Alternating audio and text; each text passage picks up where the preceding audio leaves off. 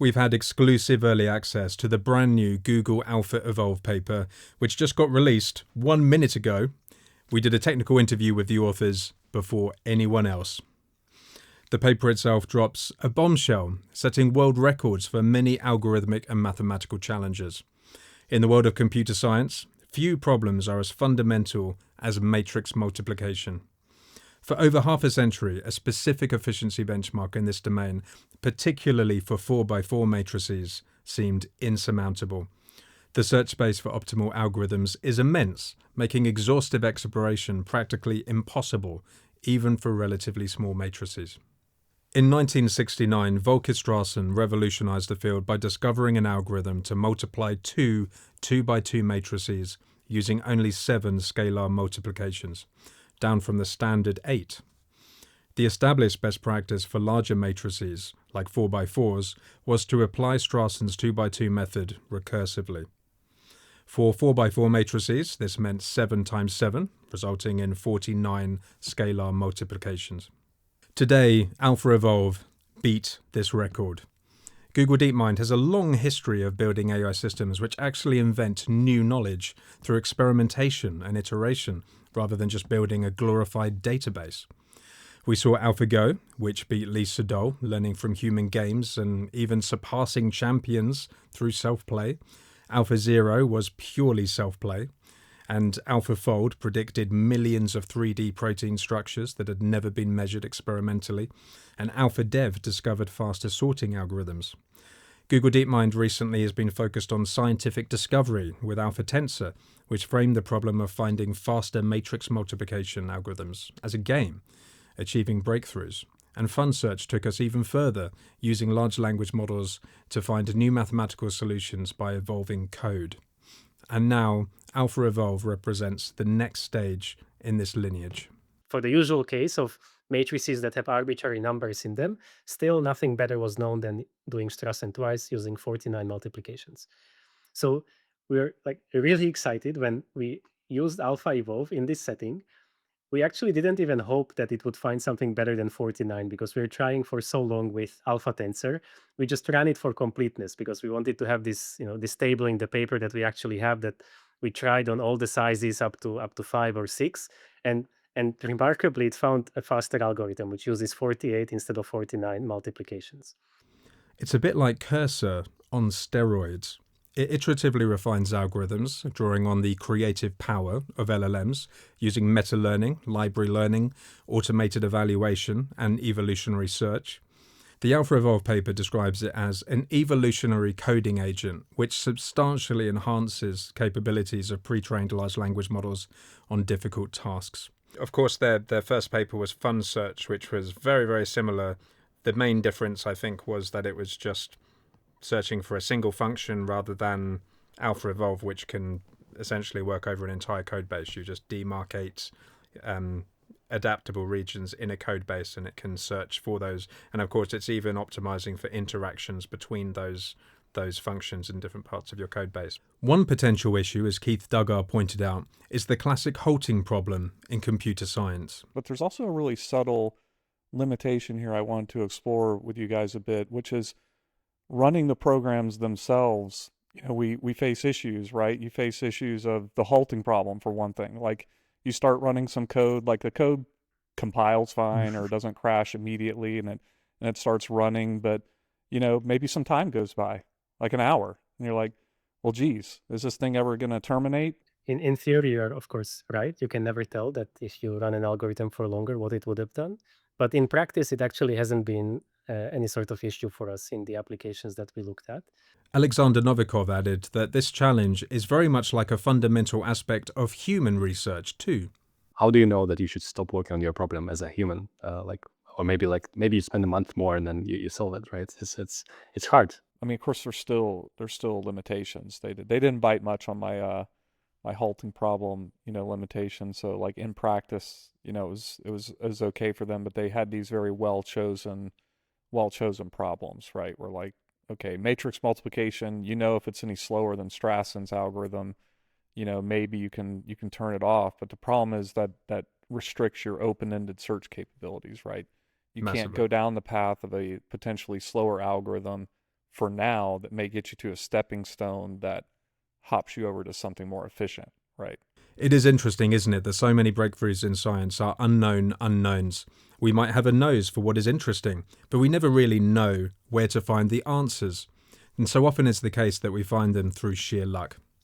But there must be at least one step we can take in the direction of mechanizing and accelerating this process. In the case of matrix multiplication and several other scientific problems which had a clear evaluation function, this new evolutionary approach achieved much which decades of human research could not. We just ran it for completeness because we wanted to have this, this table in the paper that we actually have, that we tried on all the sizes up to 5 or 6, and remarkably it found a faster algorithm which uses 48 instead of 49 multiplications. Yeah, when one of my teammates messaged on the channel that, oh, it seems like we have this result, I just couldn't believe it. Like, let's triple check it.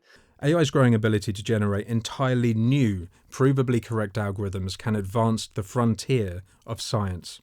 And the really cool thing is that AlphaEvolve is already being applied to optimize mission-critical real-world systems within Google. They're able to speed up really already heavily optimized pieces of important computational infrastructure within Google. For instance, take Google's massive data centers. Efficiently scheduling computing jobs is a really complex operation. If done suboptimally, expensive servers will sit around idling. The Google engineers placed a candidate solution into AlphaEvolve and then evolved a smarter heuristic which assigned jobs to machines much more efficiently.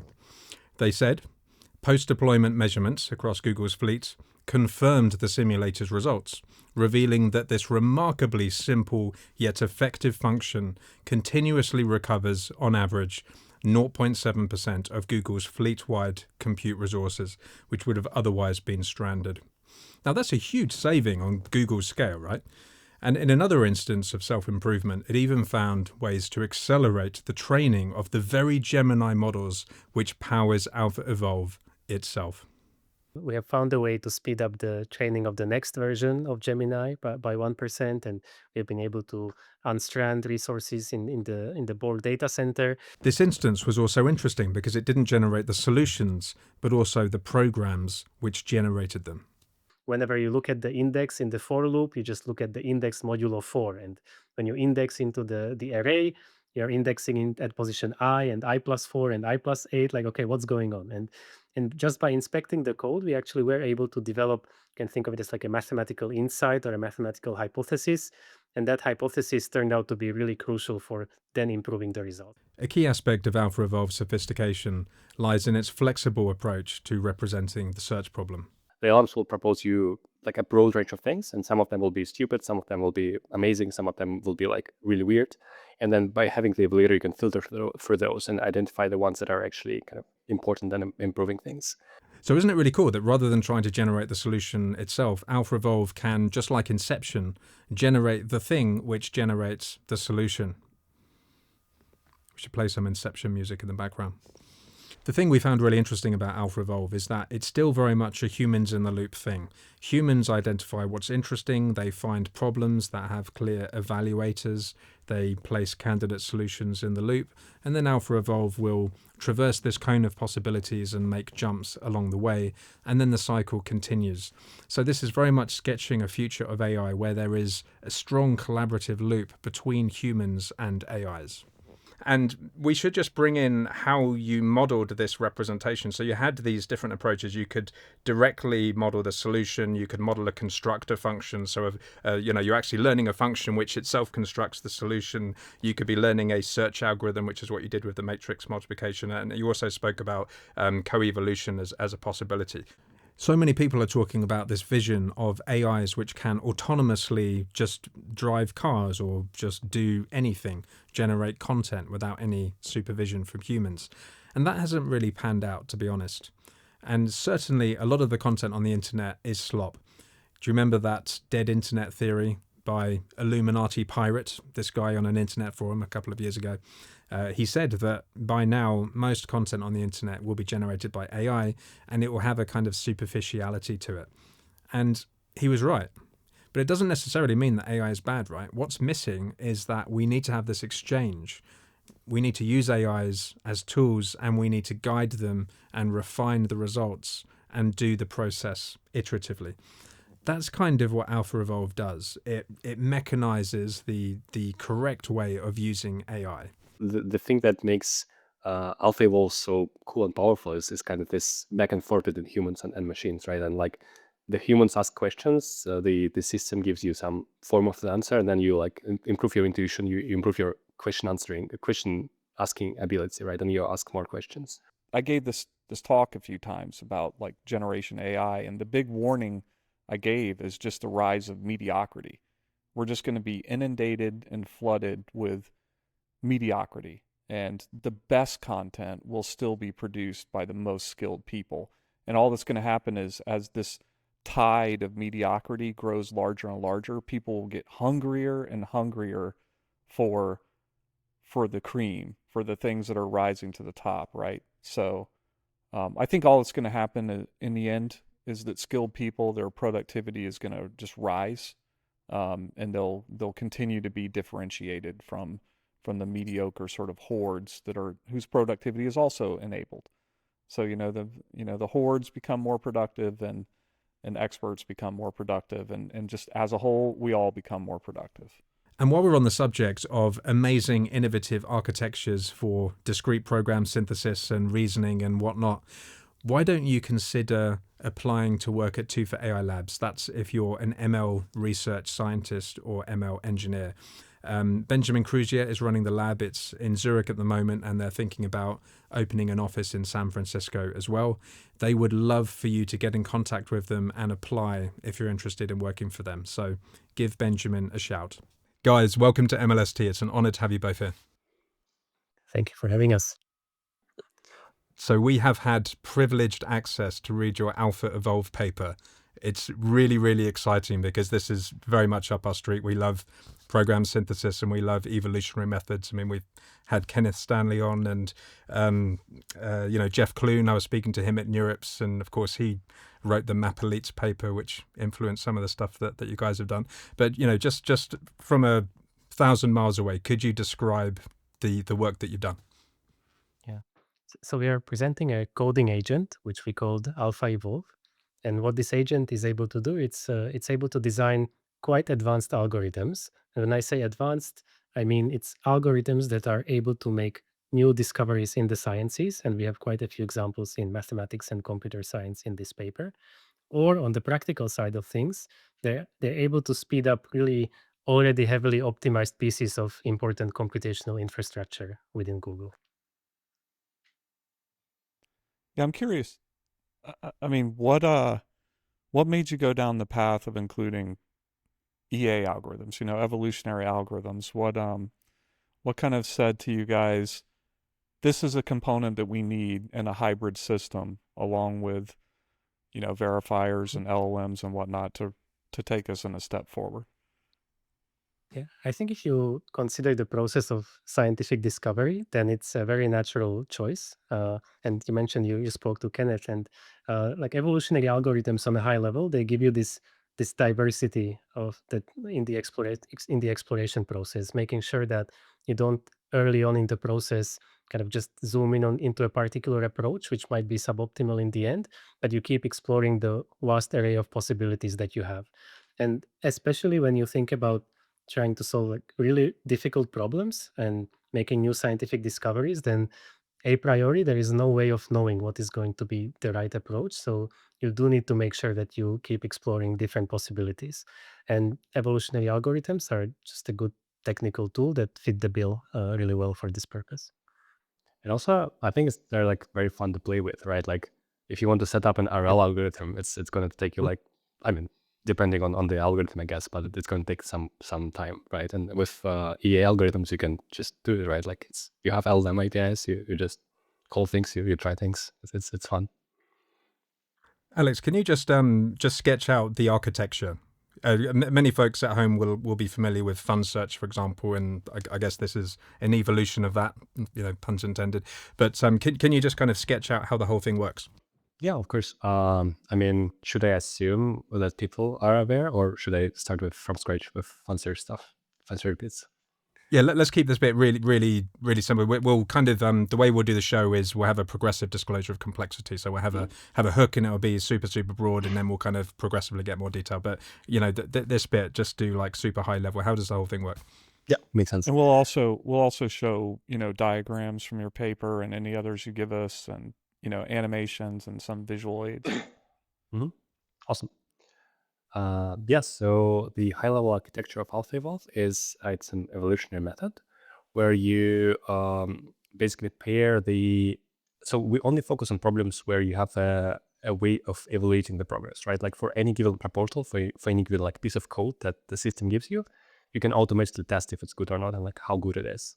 And this is, I think, the key aspect of like maybe the results we got, that like this having this evaluator is, on the one hand, it restricts you to the set of problems where you can have it, but on the other hand, it's quite a broad range of problems, and then it gives you a lot, right? Like you can quickly iterate and like get feedback. And what in particular it gives you is that you can pair the creativity of LLMs with this evaluator, right? So like the LLMs will propose you some kind of like a broad range of things, and some of them will be stupid, some of them will be amazing, some of them will be like really weird. And then by having the evaluator, you can filter for those and identify the ones that are actually kind of important and improving things. And then this kind of pairing LLMs with evaluators is kind of wrapped around in an evolutionary pipeline, which try to iteratively identify the most promising pieces of code and then like focus on improving those and like exposing them to the LLM. Like here's what you tried before, this thing worked, this thing doesn't work, like please try to propose a new thing. And then maybe the final ingredient is scale, right? Like making those things in parallel. So you mentioned that needing the evaluator, it limits the class of problems, but there's also a really subtle limitation here I wanted to explore with you guys a bit, which is running the programs themselves. We face issues, right? You face issues of the halting problem, for one thing. Like you start running some code, like the code compiles fine or doesn't crash immediately, and it starts running, but maybe some time goes by, like an hour, and you're like, well, geez, is this thing ever going to terminate? Is this going to contribute to my gradient or not? I don't know. So maybe I have to just terminate it after some resources are consumed. But if I waited just, 5 more minutes, I would have gotten an answer that was the godly algorithm, right? So like this fundamental problem, how do you deal with it now? How do you think we're ever going to get around issues like that? What do you envision for overcoming that limitation? So in theory, you're of course right. You can never tell that if you run an algorithm for longer, what it would have done. But in practice, it actually hasn't been any sort of issue for us in the applications that we looked at. And one concrete thing I can say is that often you might frame the problem in the way where the kind of time constraint is built into the problem definition. So let's say you could say, I'm trying to solve this open problem in mathematics, and I'm looking for a search algorithm that is able to make progress on this open problem. But I want a search algorithm that is able to make progress in 10 minutes. So that is part of my problem definition.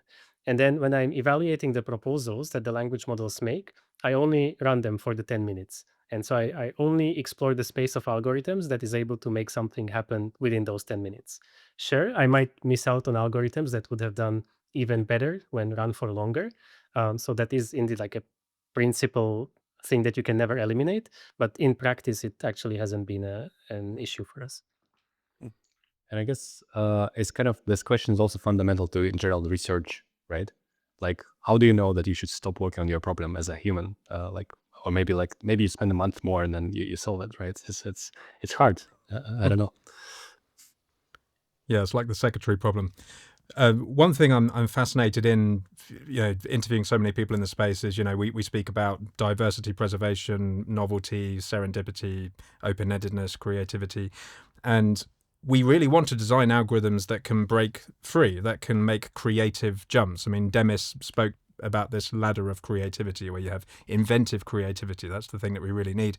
And as I understand it now, in your system, it's a little bit like an automated version of Cursor where you kind of have these code gates and you put an initial solution in there. So there's a little bit of domain knowledge. There was one example where I think you decided to use a bin packing algorithm for doing the scheduling on the hardware, at Google. And I guess the question is that depending on the starting solution, there's a kind of cone of things, of leaps that we can make. And can you speak to any examples where the system made really imaginative leaps? Yes, so I can talk to that. And indeed, you identified one interesting feature of the system, which is that depending on what you tell it at the beginning, you can guide the process. So if you give it fairly specific instructions or you ask the system to start from a specific type of solution, then what it will usually do, it will like squeeze out the juice of that idea that you gave it, or squeeze out the juice of that initial solution, see how it can tweak it and bring it to its maximal potential. But and sometimes this is the right approach to take, maybe when the problem is particularly difficult or has some specific features. But by default, you would start with a solution that's like really, really empty. So you give AlphaEvolve a code skeleton where all the functions are like almost an empty implementation. You just like return zero or return false and so on, and you just let it to be completely creative. And so it just has to rely on like its background knowledge of the base LLMs, and it can explore in all possible directions. And the evolutionary algorithm makes sense that you preserve the diversity as you keep doing the exploration. And um, one particular example I can talk about is we applied AlphaEvolve to discovering algorithms for matrix multiplication, and we did it by asking it to actually design kind of a search algorithm, a gradient-based search algorithm that looks for the matrix multiplication algorithms in turn. So it's a bit of a meta thing, like you look for an algorithm that finds an algorithm, but within that first algorithm, the search algorithm, we started from a really simple code skeleton, giving it basically nothing. We just told it use gradients basically, and then it was able to write these complex loss functions and update functions, which had all sorts of tricks about penalizing various behaviors and introducing randomness in completely unexpected ways. Which were like, okay, wow, like this is the type of code that maybe a human could plausibly write, but would they have actually thought of writing this particular piece of code? That yeah, that was really an aha moment, at least for me. That wow, this is doing something kind of human-like, but not something that obviously a human would try. And maybe another cool story about this is that I don't think we added it to the paper because maybe paper is not the right format for this, but Adam and our team did a cool experiment on trying to give advice from humans to the system. And then he asked a few people for like, you please think about this problem for 2 minutes, you please think about the problem for 30 minutes, and then like compare it and write down the notes and then give it to the system to kind of guide it for the process. And then he compared like what would be the outcome of that. And you can see that, as Matej was saying, it's kind of squeezing all the juice out of the idea. So like it will like preserve the essence of the idea because it kind of guides the LLM towards things like that, but it will optimize a lot of small things. And yeah, and like in a lot of cases it will be in intelligent ways. In a lot of cases it will be in kind of, I'll try a bunch of things and one of them will stick. But yeah, it's kind of cool to watch. Yeah, and so at the moment, the architecture has, let's say, maybe two sources of base knowledge. It has the base model itself, right, which is obviously compressed, all of the corpus it's been trained on, including tons of code and algorithms and numerical recipes and whatever. And then it has the starting program that you put in, the sort of gated bits of logic and whatnot. Is there any room for an augmentation that's almost a middle ground where there's, say, a secondary database that contains modules or pieces of code that have known to be very effective in other problems that it can somehow simultaneously draw on? Yes. So a few points on this. One is that you mentioned there are two sources of kind of knowledge in the system, and debatably, I would say that there is a third source, which is that the system can decide to augment its own knowledge. What I mean specifically is that the system proposes an algorithm, and then that algorithm is going to be executed on a machine, and you will see the results of having run that algorithm. So, Mm. on a sufficiently high level, you can think of it as the system can decide, okay, I want to gain the piece of knowledge. What does this algorithm do when you actually run it? So that is an important component. But maybe going closer to the essence of your question, indeed. So there could be a separate either curate, like a human curated database of useful modules or any of that sort. But even more excitingly, this database can be curated by the system itself. And so this is an idea that we are thinking about for AlphaEvolve, but there is a related idea that is already implemented and mentioned in the paper, which is not building a curated set of modules, which are generally useful, but a curated set of prompts that tend to work well. So there is this idea called meta prompting described in the paper, where we actually ask our language models to propose their own prompts. So we just tell them what we are trying to do. Like, we're trying to do this evolutionary algorithm for improving on this particular problem, and we are going to prompt you with this particular prompt. But before we do that, please propose a modification to this prompt itself. And then we curate a set of prompts that actually work well for this purpose. And so in spirit, that's a similar idea, although it's curating prompts rather than programs, but both make sense to me. Yeah, I think if I understand the direction Keith was going in, because everything you've just described is fascinating. It's various forms of meta learning to basically create diversity and divergence. But I feel that the next $1 trillion business could be where we, like in program learning, right? We want to construct a library. And right now we're kind of expanding this library of functions for a particular purpose. But what if the library itself was the new oil? What if there was strong robustness between these programs that we've learned for this thing, and they generalize, through some analogical relation to other programs and other domains? I mean, what if we just had like the new language model paradigm was actually a kind of program database? I mean, do you think that could work? Yeah, I think that's a fascinating idea. And like, we see maybe some first glimpses of that. So it is true that for now we are going in the depth direction. We just focus deeply on a problem and just try to solve that problem. But even within that path, let's say when we worked on matrix multiplication, we saw that like when we run AlphaEvolve different times, we discover slightly different algorithms. And then it's actually a useful technique to take those algorithms and use them to initialize future experiments. So that's kind of a first step towards like building this database of things that were useful in the past to act as inspiration for solving future problems. So yeah, that maybe Alex has more thoughts. Maybe another similar thing I feel that is happening is not that we use necessarily the database of programs we produced over all the experiments we did, but kind of our own human intuition as like users of the system is definitely evolving. And I kind of feel like a consultancy, right? Like a person, like we collaborate with a lot of teams at Google trying to help them run things with AlphaEvolve. And like through that process, we kind of gain a lot of knowledge of like what works, what doesn't, like what should we try next. And this kind of sort of things like somewhat similar to what you're describing, right? Yeah, I mean, I can almost imagine AlphaEvolve having its own repo, whether it's internal or maybe be nice enough to put it up on GitHub for us, but it would just be constantly evolving and contributing to its own repo and maintaining it and categorizing it, and people can go take a look. I wonder if AlphaEvolve's come up with a better search algorithm. Go check the search area and see if it's got anything new there. Yeah, like technologically, I don't see hurdles for this. It's maybe the organizational question of how exactly to make it happen.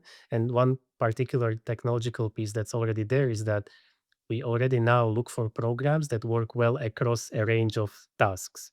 And right now, maybe this range is, let's say, fairly constrained because we care about a constrained range, but there's nothing blocking us from expanding it. So, like concretely, we would be looking for search algorithms that are able to find, let's say, matrix multiplication algorithms for different sizes simultaneously. So there is this sort of generality, but there is nothing preventing us from saying, let's look for search algorithms that actually work well across a much broader range of tasks. That's not just matrix multiplication, but also other search problems. Can we meditate on the matrix multiplication thing? Only because that's the headline hook of this video. I think we're going to start the video by saying there's this amazing result. There was this, Strassen guy 56 years ago. He had this big result. Now AlphaEvolve has just defeated it. There's quite a few things to explore here. I mean, obviously, like, please just explain the whole thing. But also, there's some interesting stuff around. We went up to, I think, a maximum of, this is like complex 2D matrix multiplication. You went up to rank 6, and even that was a bit of an overshoot. And there was some interesting properties where, as the rank went up, it started to get a little bit sketchy, but it did improve more. Can you just talk through that whole story? So let me start maybe with the high level picture first. So multiplying matrices, that's like a super basic operation, and some of us like get taught this operation in high school, and there is a very specific way how you multiply matrices when you're taught to do this in high school. Like you, at every step, you need to take one row of one matrix and one column from the other matrix. You compute like the scalar dot product of these two things, and that gives you one entry in the output. And so this is one specific algorithm, which is kind of the basic algorithm for multiplying matrices. For every element in the output matrix, you need to do this one dot product. And for a long, long time, people thought that this was kind of the obviously the only way to multiply matrices. How could there even be something better? And then you mentioned Volker Strassen in 1969. It was like really a shock to the mathematical community. He wrote this paper saying that actually there is a faster way of doing it. And so already for multiplying 2 by 2 matrices, so the smallest non-trivial case, if you do it the high school way, you need to do 8 multiplications because there are 4 entries in the output matrix. It's a 2 by 2 matrix. And each scale, like each inner product, requires 2 multiplications. So 4 times 2 is 8. But Strassen, he came up with this ingenious way of making a procedure that only requires 7 multiplications.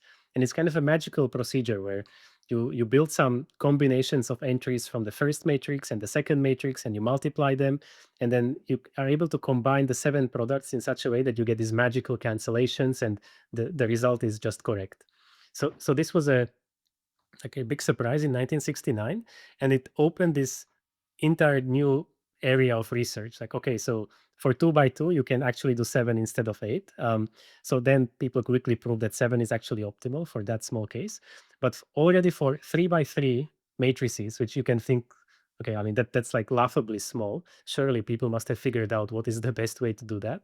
But we still don't know. So even today, we know that you need at least 19 multiplications to do that, multiply 2 3 by 3 matrices. But the best algorithm we have is using 23. So there's this gap between 19 and 23 that people just haven't been able to close for years. And the reason is that even though the matrices are very small, the space of possible algorithms, how you could multiply them, is just completely immense. So computationally, there is just no hope at all to do this exhaustively. So already for 3 by 3, it's like open, which is crazy. And then okay, so for 3 by 3, the best algorithm is using 23. That's at least better than the algorithm you get taught in high school, which would be 27. So at least there is some progress on making it better. But then for 4 by 4, which is like the next size, the best algorithm that had been known was just apply Strassen's algorithm recursively twice. So because Strassen is for 2 by 2 matrices, what you can do if you have a 4 by 4 matrix, you consider it as a block matrix of 2 by 2 blocks, and then each block itself is a 2 by 2 matrix. So you can do Strassen twice. And because Strassen needs 7 multiplications, if you do it twice, you will get 7 times 7, 49 multiplications. So for the so this was the only way known how to multiply 4 by 4 matrices um, in a fast way, like using 49 multiplications just to Strassen twice. And this has been the kind of the situation since 1969. And so this is where maybe our work comes in. So 2 years ago, we built Alpha Tensor, which was a specialized reinforcement learning agent for discovering matrix multiplication algorithms. And that agent actually did find something faster, but only for Boolean matrices. So it's this very special case where you want to multiply matrices where every entry is just 0 or 1. And when you do the multiplication, you do everything modulo 2. So for that case, Alpha Tensor found something faster. But apart from that, for the usual case of matrices that have arbitrary numbers in them, still nothing better was known than doing Strassen twice using 49 multiplications. So we're like really excited when we used AlphaEvolve in this setting. We actually didn't even hope that it would find something better than 49 because we were trying for so long with Alpha Tensor. We just ran it for completeness because we wanted to have this, this table in the paper that we actually have that we tried on all the sizes up to 5 or 6. And remarkably, it found a faster algorithm which uses 48 instead of 49 multiplications. And no, and so that in itself, like, when one of my teammates messaged on the channel that, oh, it seems like we have this result, I just couldn't believe it. Like, let's triple check it. But then it was indeed correct, and it actually has this one really appealing feature that like usually you think about multiplying matrices, you want to multiply matrices where the entries are real numbers or maybe integers. The case of multiplying matrices where the numbers are complex is maybe a bit less common. But real matrices are just a special case of complex matrices. So if you find an algorithm that can multiply complex matrices, you can also apply it to real matrices. It's just a generalization. So what's kind of cool here is that let's say you care about multiplying real matrices, which is what you care about when you train neural networks, let's say, a very common use case. A priori, you might just look for an algorithm that uses real numbers. But you can say that, oh, actually, what if we look for a complex algorithm, which a priori you would think, well, that's a more difficult task because that algorithm would actually apply not only to real matrices, but also to complex matrices. But by making the task more difficult, actually AlphaEvolve was able to find an algorithm that uses complex numbers and therefore applies to both complex matrices and real matrices. So that's kind of the result that we were most excited to actually get. But then, as you were asking in your question, indeed we were applying AlphaEvolve to other matrix sizes as well, and indeed, as you go to bigger and bigger cases like 5 by 5, 6 by 6, the problem becomes much harder very, very quickly. It's kind of an exponential with a quadratic in the exponent because the tensor, this cube that we sometimes show in the visualizations that you have to decompose, it grows quadratically with the size of the matrices that you multiply. So for 4 by 4 matrices, you have to deal with a tensor of size 16, 16, 16. For 5 by 5 matrices, it's 25, 25, 25. So it's like exploding very quickly. And of course, as you go higher, at some point, your method will not scale there. But what we show is that AlphaEvolve, well, it scales further than AlphaTensor. So there is some progress on the scaling direction. And then just one important point to clarify is that in all these cases, sure, we look at small cases of matrix multiplication, 2 by 2, 3 by 3, 4 by 4. But that doesn't mean that you can only apply these algorithms to matrices that are this small. Like as I already alluded to with Strassen's algorithm, you can apply them recursively. So if you have a big matrix, you treat it as a block matrix and you apply these algorithms that are for smaller matrices recursively. Yeah, I mean, and it's super fascinating, and it is such a fun domain to work in, and it almost magical that even when you get to 3 by 3, it becomes, intractable. And I'm always fascinated by cases like that in mathematics. It's like, oh, we can do it for dimension 1 and 2 and 3, but then when we get to 4, it's just totally different. It completely falls apart.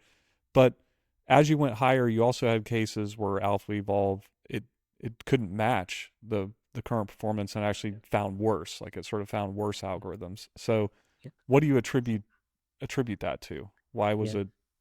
Yeah. So in the case that's the biggest one that we show in the paper, 6 by 6 matrices, there is a very clear reason for that, which is that we try to apply AlphaEvolve without giving it domain knowledge about the problem. We just wanted to see how good is AlphaEvolve as a general purpose tool. And we started kind of from scratch, and we don't tell it about any like tricks for developing specifically matrix multiplication algorithms. Okay. The best known algorithm for 6 by 6 matrix multiplication, it uses a kind of very specific inductive bias, which means that it's looking for algorithms that have a specific symmetry in them, meaning that it only looks for algorithms that have a regularity in the algorithm. And if you only look for algorithms that have this regularity, that's a much smaller search space. So in that search space, you are able to scale to much larger sizes. But we just didn't try to do this to incorporate this symmetry into our search. We just looked for algorithms of unrestricted form. And that, I think, is, at least to me, the clearest reason why we didn't match the best known solution in that case. Yeah, so one of the things that fascinated me most about the paper, I mean, obviously we're very interested in abstraction and representation. And even in the example that you just gave, that Strassen was learned to be used as a sort of dynamic programming formulation, so being used recursively.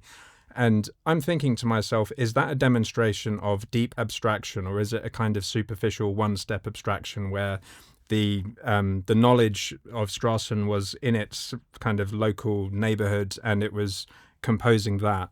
And in an ideal world, what we want algorithms to do is compose abstract basis knowledge. So knowledge which is as far down the stack as you can possibly do to sort of increase our flexibility.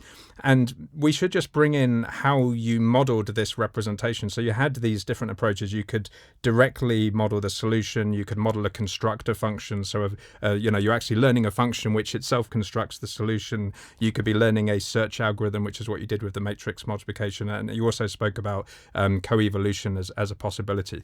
So this is mind-blowing in the sense that there's some human design and intuition in how you design the optimization target, but there's this ambiguity in the ways that you can represent so many of these problems and how they relate to each other. So can you talk me through that? Yeah. So first of all, I want to be upfront about the fact that we ourselves don't have all the answers here. We have this tool, AlphaEvolve, and we see that, what? okay, it's No? yeah, not even about AlphaEvolve. So we have this general tool that we see we can apply it here and here and here. And for every problem, there are different ways we can apply this tool. But a priori, we only have some intuition what is the right level of abstraction to apply this tool on. And as you were mentioning, Tim, yeah, sometimes the best thing you can do is you directly search for the solution. Sometimes you search for a simple constructor which constructs the solution. And here, as a illustrated example, let's say you're looking for a solution and you think it's going to be very regular. Maybe it's going to be look like a fractal. Like that's the typical example. Then you know that to describe a fractal, you can do it with a very short piece of code. So in that case, it makes sense to look for a description of the fractal not as a grid of pixels, but instead as a short piece of function that just generates that fractal. But then in other applications, maybe the solution is very different, not so regular, and maybe you want to either look for the solution directly or you want to look for a complex search algorithm that finds the solution. And sometimes you want to have a sequence of algorithms that gradually refine the solution, which is the co-evolution approach. And a priori, it's not clear at all which one is going to work best when. So that is something that is definitely in kind of the future work category to build up that understanding. But one positive side of things is that AlphaEvolve is easy to set up in all the different formulations. So often in practice, you just try different things and see what works best. Well, yeah, I can't believe you guys don't have all the answers. Like I don't know why I'm here now, but no, in all seriousness, and Tim mentioned it, these sort of three modes that AlphaEvolve, currently runs in, right? And it really reminded me of mathematicians because mathematicians, or there's at least three kind of main ways in which proofs are done, right? They're either done by deduction, construction, or enumeration. And those almost seem to be like very parallel to these three methods. And I feel like there's probably some deep connection there that I'm missing. I'm curious if either of you have any thoughts on that. Yeah, Alex, I can any thoughts on that deep connection there, or not? Sure, yeah. I mean, it's an interesting observation. Yeah, Matej, did you want to say something? Yeah, so one thing is that when you think about constructions, that is the space where AlphaEvolve is most obviously applicable. So the examples that we show in the paper is where you have open problems and you make progress on those open problems by finding better constructions. So that's where you're applicable out of the box. But then if you think about other approaches of making progress on other types of mathematical problems, let's say a problem is not obviously about the construction. Let's say you want to prove impossibility results, like lower bounds in a sense, then you have maybe two approaches on a high level that you can take. One is that often problems that don't look like a construction, they become a construction if you frame them in the right way. So for example, you have the duality theorems for linear programming between the primal and the dual. So you can often switch the side that you're actually trying to prove and turn something that isn't a constructive problem into a constructive one. So that's kind of a alibistic answer, but that's something you can often do. The more difficult and more general answer is that sometimes you're actually looking for a proof rather than a construction. Now proof is, you can think of a proof also as an algorithm, like it's a step of it's a sequence of steps that you need to execute to prove a statement. So this is still within the space of algorithm discovery and something that we can be thinking of doing. But there is one technical hurdle that we have maybe some initial signs of overcoming, but it's not something that we have done in this paper, which is that if you're looking for an algorithm that is a proof, then the proof is at the end of the day either correct or not. So the reward is binary. It's like 0 or 1. For now, we have focused on problems where you can make gradual progress, like can gradually improve the score, not just switch from 0 to 1 in a single step, but gradually become better and better until you improve on the best known construction. Now, but of course, even as humans, when we write proofs, we face the same issue. Like the proof is only correct once it's actually done. But as humans, as we are writing, working on the proof, we will have some intuitions of, okay, have we actually made some progress? Like have we actually built some understanding about the problem? If so, then that seems likely that this will be a part of the eventual proof. So we have been exploring the possibility of using scores, which are not hard scores, but soft scores. Maybe a language model can itself provide feedback. Like, does it look like we have made progress towards solving the problem? So we do see the path of attacking these binary problems, let's say searching for proofs, but it's not something that that we have already done. It's just something we see as a possibility of doing in the future with this type of technique. Yeah, I mean, and there's so many surprising things in this paper, and I know Tim and I want to ask about more of them, but I'm kind of curious, what each of you saw is, I mean, after you did this work and you had the paper or the research done, at least, which was most surprising to you? And I'll start with Alex. Like, what did you walk away from this work thinking, wow, I wasn't actually expecting that?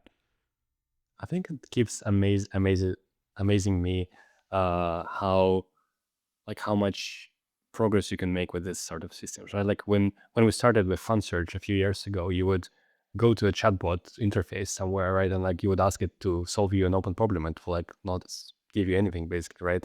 And then still today, like you can try the same thing and like, okay, it will probably make much more sense to like think for a few minutes. It will give you a lot of reasonable approaches. But generally it's not the experience of people that you like ask a chatbot to solve you an open problem and it will just do that, right? And then it's kind of amazing that like by using the same tools, right, the same LLMs in kind of this iterative evolution loops, you can get so much more out of them. It's I think it's like every time we solve something new, it's really kind of exciting and surprising in a sense. And Matej, what most surprised you?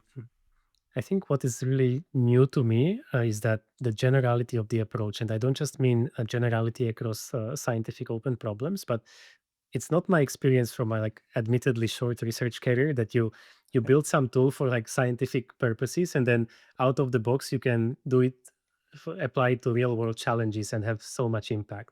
Like usually there is an entire body of work, research work that needs to happen to translate a scientific technology into something that's actually useful in the real world. Like usually there is so many challenges you have to tackle, and here there is a tool which out of the box at the same time is able to make new discoveries on mathematical and scientific problems, and at the same time is able to discover algorithms that you can directly deploy into Google's like critical compute stack. So that's something I certainly hadn't experienced before and maybe wasn't expecting, to be honest. Yeah. I don't know if you're familiar with the ARC challenge, and a guy called Ryan Greenblatt, he did this famous approach where he just sampled a language model like 30,000 times to generate programs. We're in this really interesting space, as you spoke about in the paper, where we have an evaluator, which means we can sidestep hallucinations, right? So isn't it fascinating that these nuggets of gold are in there in the search space? And of course, most of us just use language models in a single shot, right? Just to do greedy sampling. And now we can just do these very sophisticated search routines. But I want to get to, well, actually, maybe like a quick sub question is what you folks have done is you've mixed so many interesting paradigms together. We're talking about meta learning and evolution and diversity preservation and program learning and library learning and whatnot. But like, if you could explain simply, how is that different from just sampling a language model? Let's say you could sample a language model a billion times. Has what you've done, is AlphaEvolve like in a different category to that? Yeah, for sure. So maybe just one like personal observation on what you just said. that is indeed the right way of thinking about it. If you just keep asking a language model in a like a chat window repeatedly, you'll get completely the wrong idea about what is the capability if you actually scale things up. Like when we started working on this type of evolutionary approaches, initially we were like pretty skeptical what this is going to be able to do, because indeed, like we're just trying in a chat window and asking it to write some simple algorithms, and it wasn't doing that well initially. And the magic really happens when you scale things up.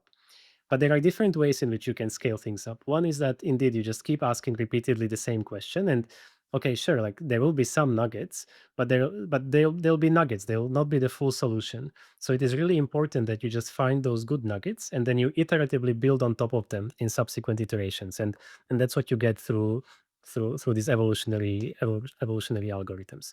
So, and just to speak very quantitatively, we do have a comparison in the ablations in the paper where we try to get rid of evolution. And I mean, as you might expect, that works much worse. Yeah. I think maybe a good test case for kind of building intuitions about that is the capset example from the original FunSearch paper. So there we used a very simple and like small language model, and like we didn't even provide context about the problem because we wouldn't ever expect the language model to actually, think through the problem and like solve it by thinking hard and like being very smart about it. What we were hoping to get from the language model is just like trying a few things, like a lot of things, right? But the problem is that the final solution is like this. It's not that long. It's like maybe like 50 lines of Python, but it's very, very unlikely that you'll stumble upon them by accident if you don't even know the problem, right? Like you're just trying Python things, and like how would you generate the particular kind of 50-line Python program that works? So there it was like completely essential to hill climb. Like you have to like improve gradually and like see what works and trying to modify it a little bit in the air, like in the neighborhood. Yeah, can you actually talk a little bit more about that, the hill climbing, because you've found clever ways in which to build in hill climbing into problems that, at least on their face, seem so discrete that hill climbing would not be possible. So I'm just curious if you could just expand a bit on the general idea behind how one takes a discrete problem, like looking at different programs, which are fragile and digital, and somehow incorporates hill climbing into that process. Yeah, I guess for many problems, like you do have a natural kind of hill climbing reward. For example, when we do this gradient-based method for finding matrix multiplication algorithms, like the natural reward will be the loss, right? Like how close you are to the solution. But unfortunately, that doesn't necessarily work very well. And what we've found again and again is that like you have to be somewhat creative about what kind of auxiliary rewards or like auxiliary signals you can come up with. And in particular for the matrix multiplication case, what was very useful for us is to realize that, if you have a curriculum of matrix sizes, then it's probably going to be somewhat easier to solve the small ones, even with like, simple gradient-based methods. And then you can hill climb on kind of this probability of solving, right? Like let's say, run your thing 10 times, and then like how many times you actually get the thing you're looking for. And then that can be like your signal. And then like, because you have a curriculum, you can like say, okay, first I want to solve 2 by 2. Then once I'm like solid on that, I want to like continue evolving by trying to solve 3 by 3. So that was really helpful in that particular case. But yeah, in general, you just try things and you build intuitions about like how do you approach coming up with these auxiliary rewards. It's very problem specific. And maybe just to add one like orthogonal point is that often you're trying to solve one particular problem, and then maybe it comes with an associated reward, or maybe it doesn't. But it's nevertheless useful to also optimize other things simultaneously. So let's say you want to find a matrix multiplication of a particular size. You also want to find algorithms for other sizes, because if you do that, that allows you to explore the space of algorithms in a more broad way.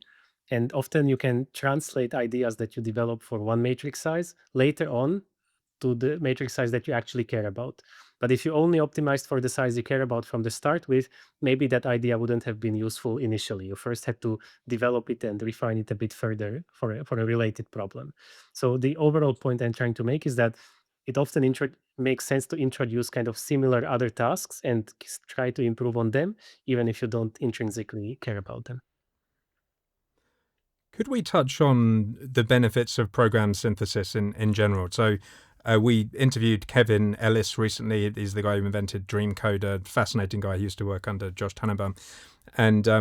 And the way he described it, coming from a cognitive science point of view, is a lot of program induction is about explanation. It's about intelligibility. It's about legibility. And there was this incredible example when you were talking about doing the scheduling of jobs on, in Google's data center, and you've got this kind of matching problem and whatnot. And I think you said there was some previous experiments where you'd used like an inscrutable, reinforcement learning model or something like that, and it wasn't debuggable, it wasn't intelligible.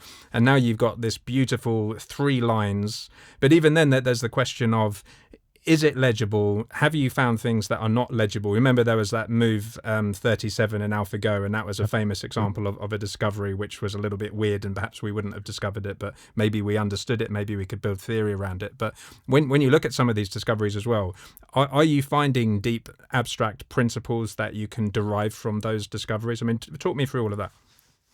Yeah.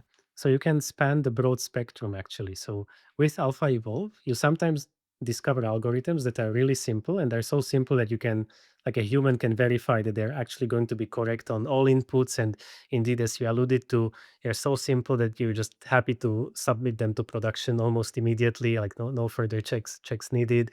And it's in a completely different league compared to trying to deploy a neural network, which you have to think about things like retraining it and hosting it and the resources of running inference and all those kinds of things. So indeed, you can be in this very simple regime. For scientific discovery, you can also be in the regime where you explicitly look for programs that are interpretable. And you can do this by setting up the skeleton that you ask AlphaEvolve to fill in such a way that by design you expect it to be fairly simple. And we actually, maybe the clearest example is already in the FunSearch paper, where we looked for these big cap sets, like a specific mathematical object, and it found a function that we could look at, inspect, and we just noticed that, oh, this function is using the number 4 in this interesting way that whenever you look at the index in the for loop, you just look at the index modulo 4. And when you index into the array, you're indexing in at position I and I plus 4 and I plus 8. Like, okay, what's going on? And just by inspecting the code, we actually were able to develop, you can think of it as like a mathematical insight or a mathematical hypothesis. And that hypothesis turned out to be really crucial for then improving the results. Like we took that insight from the code, incorporated that insight into the next run, and we got much better results. So indeed, this can happen. But in some applications, maybe you don't care as much about interpretability, and then AlphaEvolve can develop even like very complex algorithms or a sequence of algorithms where you will perhaps not have the holistic understanding of how exactly this complex search heuristic works, but what you care about is the final result, and the final result is as good as possible. So you can span this whole spectrum. And maybe Alex would also mention the work that is not from our group, but another team has applied FunSearch to cognitive science to exactly discover interpretable programs of behavior. So that is actually a pretty cool application that you can do. Yeah, and also if you maybe go back to the matrix multiplication example, there we kind of build this gradient-based machine learning pipeline, right? Like for looking for those algorithms. And there, I think if you look at the proposed code changes by AlphaEvolve, you would see maybe 2 types of changes, 2 types of maybe reactions to the changes I experienced. One is like, yeah, that makes sense, right? Like it's usually the case with machine learning, right? Like when you read machine learning papers, you're like, oh yeah, this makes sense, right? Like that's a good idea. I would maybe have done it myself. And then usually the problem is not coming up with the idea. It's like ideas are sort of cheap. It's just like the problem is coming up with the idea that actually works. So it's like there's so many things that make sense, and then like only like 5 of them actually work. So like it gives you ideas that you kind of understand and can relate to, but it's hard to know a priori like which of those will actually work, right? And then maybe other type of ideas or like code changes you will see is things you would probably not even have tried just because they're overcomplicated, and sometimes it's for a good reason, sometimes it's for a bad reason. And for example, for the matrix multiplication case, you would see the kind of so we have this quantization loss there because we want the solutions to be integers or like some maybe fractionals, but with specified range, such that we can exactly verify in exact arithmetic that they're correct. And then we'll have this quantization loss, which will drive the solution towards that set of integers, for example. And then, normally we as humans would only try like, I don't know, tuning the weight of that quantization term, or maybe in the worst case, like the schedule of the weight, like maybe you will have less of it in the beginning and then like more of it in the end. But what AlphaEvolve did was producing like a whole kind of time evolving shape of the quantization loss, which kind of again makes sense, right? Like you wouldn't say that it's not going to work, or you wouldn't, or otherwise you wouldn't, looking at it, you wouldn't say that, oh, this is amazing, this is like definitely going to work. But the thing is, like, you wouldn't even try it as a human because it's like so complicated that you would never even think about tuning such a complicated like kind of function which changes shape over time with iterations. That's pretty fascinating. Definitely, it's kind of like how human players are able to glean some new insights from chess, from AlphaZero and whatnot. You did, Alex. You also mentioned, about how surprised you were at the general or the broad application of the technique, and I know you have some prior work in robotics. Like, I'm just curious for cases where it's more difficult to assess the code.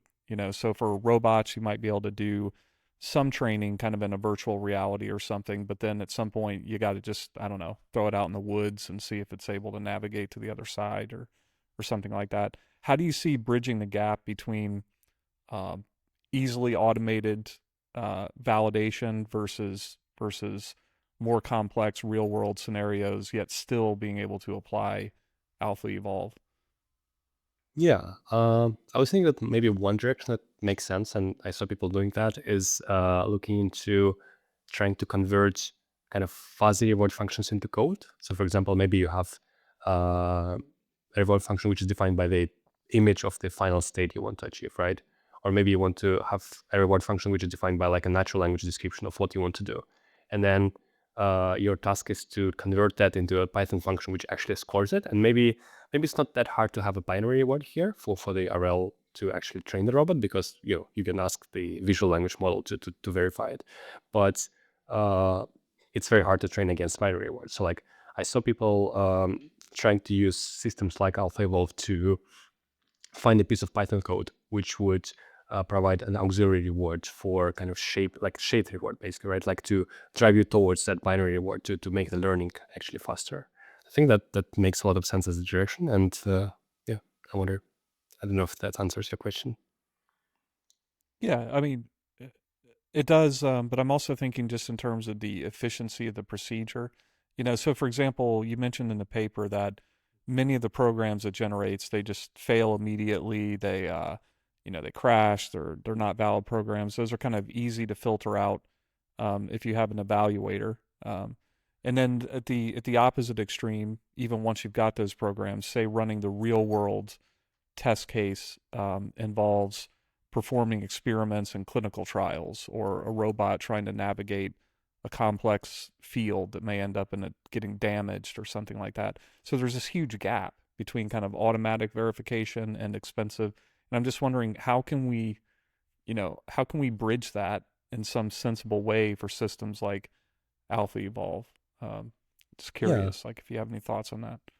Yeah, we are thinking about those things, and I think one thing that Matej alluded to before, with like this proving, like finding proofs, which is binary reward, and then you can try to ask LLMs for feedback to get like like some sort of shape reward to drive you towards the solution. I think that is a direction we're also thinking about, because indeed, like in many cases, you do have this kind of ladder of more and more expensive evaluation. Like, for example, if you want to do some sort of simulation based as maybe for robotics, maybe for some like biology or physics or whatever, right? You can do some simulation based reward, and then like you ultimately want to try it in real world, and maybe it's like going to be again trying on a robot. Maybe you go to the lab, whatever. Like you do want, like, for every stage of this evaluation ladder, which is more and more expensive, you do want to have not just trying all the things that you found that work on the previous stage, but maybe have some sort of prioritization mechanism, which can be can be LLM feedback, can be something else, can be like ELO scores. Yeah, those are the things we're thinking about. And Makes sense.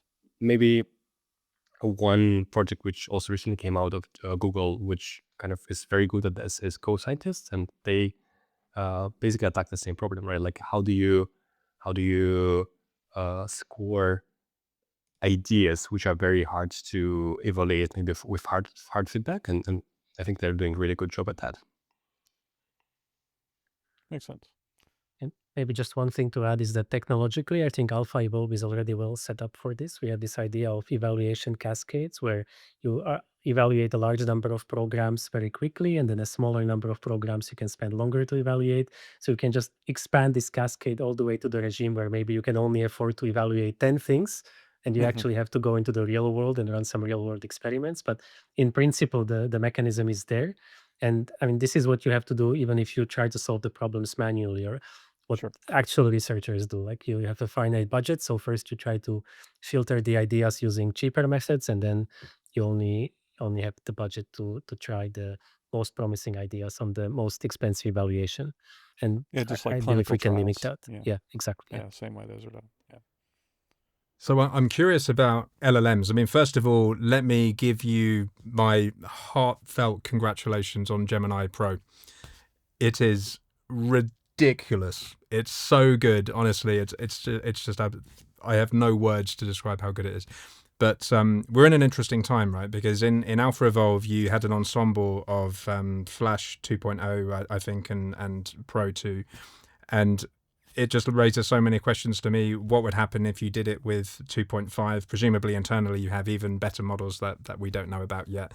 And how much uplift is there? And if you think about it, there's this Pareto curve of models, and Google's models are on the Pareto curve. So, we're trading off cost and latency and performance and whatnot.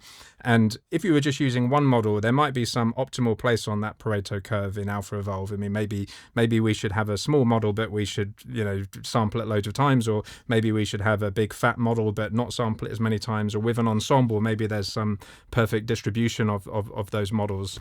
But we really seem to have, especially with the reasoning versions of the models, we seem to have unlocked something which maybe wasn't there until relatively recently. Could you talk to that?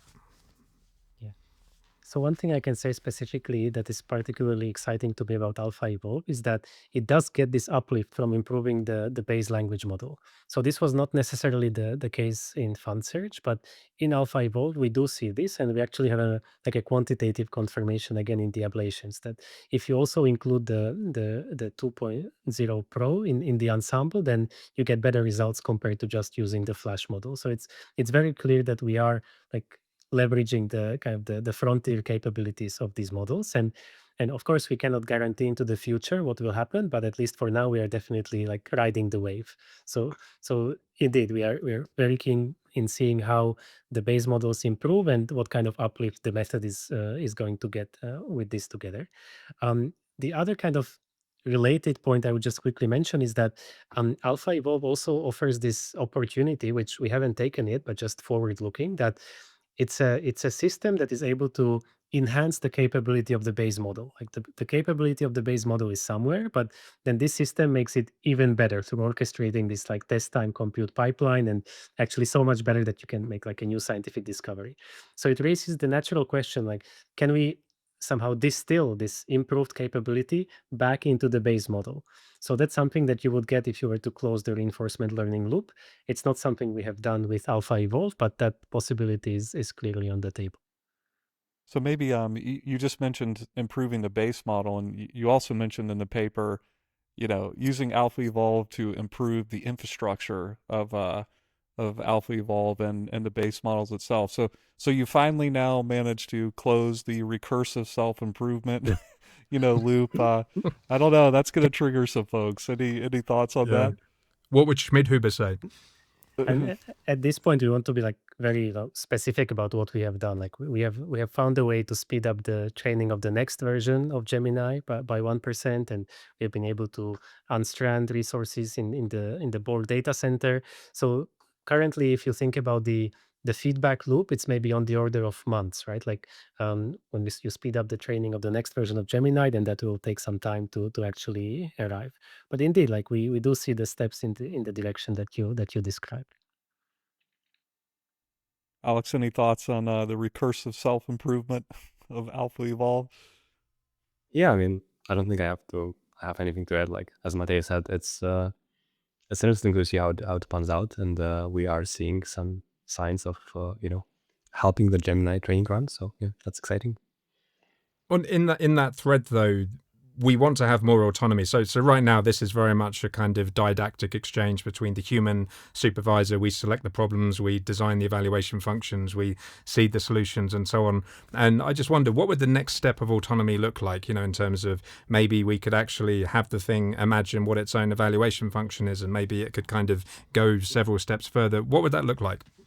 To be honest, from my perspective, like I guess automating some things is cool and exciting, but also at the same time, I would even lean towards less automation in the sense that I think the thing that makes AlphaEvolve so cool and powerful is kind of this back and forth between humans and machines, right? And like the humans ask questions, the system gives you some form of the answer, and then you like improve your intuition, you improve your question asking ability, right? And you ask more questions. So we are thinking a lot about providing access to AlphaEvolve to academics as trusted testers, and like seeing what they can do with it. And while kind of trying to build that and trying to build the UI, where we're thinking a lot about, not just implementing the thing we have as a website, but just like what would be the next kind of level of human AI interaction here. Like what can the humans do in the like kind of intervene in the process? Like maybe if the humans would want to supervise the process, like, I don't know, comment on ideas and like inject more ideas and things like that. And like we're exploring that a lot. And I think it's very exciting to see like what can be done in this kind of symbiosis space. So final question. You said in the paper that I think you mentioned on the order of 100 compute hours to evaluate a new solution. That was in section 2.3. But just before everyone at home rushes to re-implement AlphaEvolve, could you just give us some examples, maybe on the matrix multiplication thing? I mean, how many compute hours, did it run for? How much is it realistically costing to do this? So one nice feature of AlphaEvolve is that it is really elastic, so it can match the difficulty of your problem. So if you ask it to solve a problem that's actually not that difficult, I mean, maybe it's still an open problem, but no one has really worked on it, then maybe even if you ask a chatbot, it would almost solve it or solve it. In that case, AlphaEvolve will also give you the answer basically immediately, and it will not cost a lot at all. But if you ask for, like a very difficult problem, maybe like decades-long open scientific problem, then you do expect that it's a difficult problem. You'll need to spend more time playing with different ideas and iteratively building on top of that. And the nice feature of AlphaEvolve is that it is able to sustain this scaling, and as you keep running it for longer, find better and better ideas. I know it kind of maybe sounds trivial, but I don't think it's actually easy to build these systems that are able to sustain this continual improvement without plateauing at some point. And in this case with AlphaEvolve, you see this elasticity kind of stretching all the way to making new scientific discoveries. So I think that that's a nice feature of the system. And so to answer your question, like concretely, it depends on the difficulty of the problem. So if the problem is difficult, then you do expect that you will need to investigate more ideas and spend more compute. If it's easier, then you can have the answer very quickly. So if you think about the problems that we actually presented in the paper, then even within matrix multiplication, some matrix sizes are much easier than others. So the compute would be vastly different. And the same goes for the open problems in maths. Like some of them are fairly easy, some of them are very difficult. So there is no single answer that would position you on this spectrum without knowing the problem. And unfortunately, as is the case with open problems, often you don't actually know a priori how difficult it is. So you can't even predict ahead of time. And sometimes you try and you don't find anything better. That can also happen. Awesome. Well, guys, it's been such an honor having you both on MLST. Thank you so much for joining us today. Thank you. Thank you so much for inviting us. Yeah, this is awesome.